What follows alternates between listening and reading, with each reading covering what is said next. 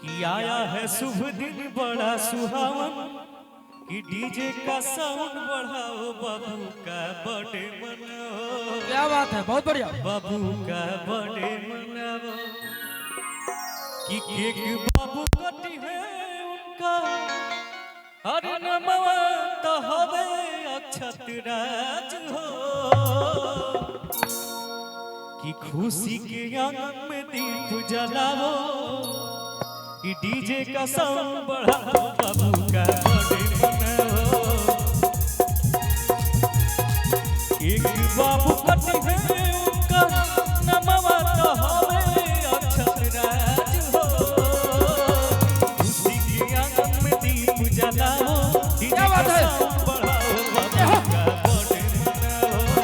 बाबू का बर्थडे मनाओ बाबू का बर्थडे मनाओ। ए भैया एक लाइन और बाबू के लिए बोला जरूर। कि हंसला तो भाग हमें। अच्छा वो बाबू है कहाँ? आ सकता है, बुलाइए तो बाबू को बुलाइएगा। सूत गई बा दरअसल ऐसने टाइम में कमाई बनी के सूत गई लोग कि हंसला तो भाग हमें हर जाग जाए कि जा हमरो कि जा हमरो कि जा हमरो अतहर के जाए। भैया बजावे कि ना कि जुगा जुगा जिया सुलालनवा कि भवनवा के भाग जागल हो। आगे हमारे अक्षत बाबू, इनके लिए एक बार जोरदार ताली अक्षत बाबू के लिए। एक बार चारों बगल से भैया बाबू खाती ताली बाजे के चाहिए। एक बार चारों बगल से ताली बजाई जाती है। वाह शेर है।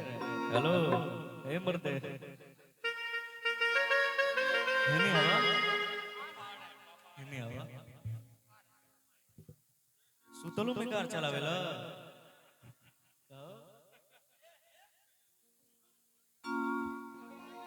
कि जुगा जुगा जिया सुलालनवा कि भवनवा के भाग जागल हो। जी भैया आइए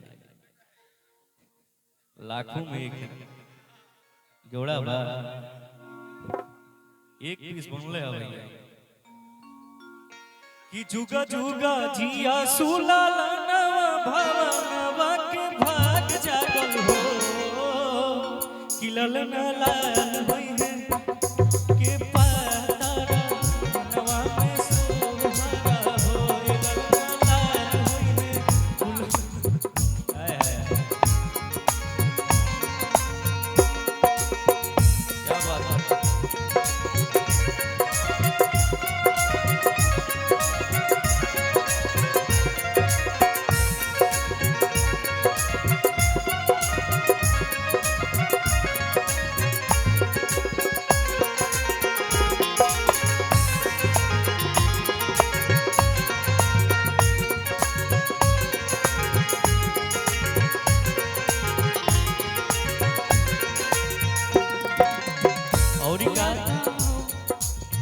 नकिया तो हवे जैसे बाबूजी के मुहवा हमारी के हो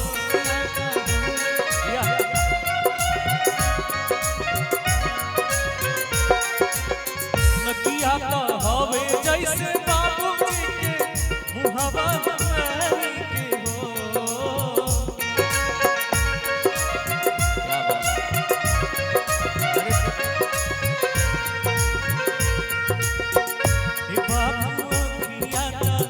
चांद शुरू जावा की सगरो जोर होले होए ललन लाल होई बनवा के तारा बनवा में आस लागल हो।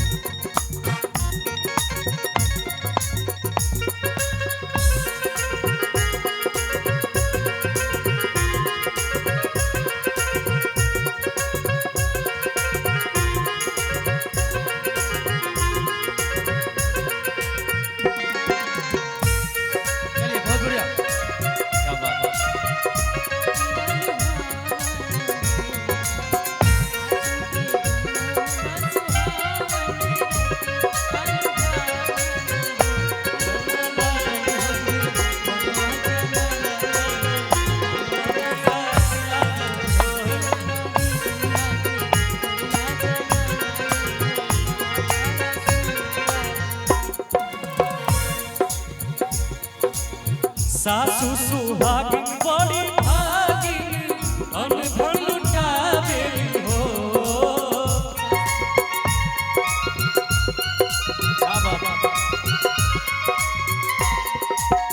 सासु सुहागिन बड़ी भागिन अनधन लुटावे हो।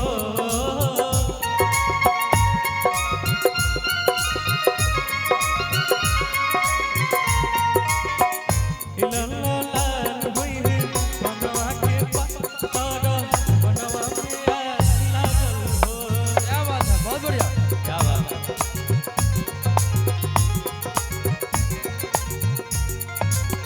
जुगा जुगा जिया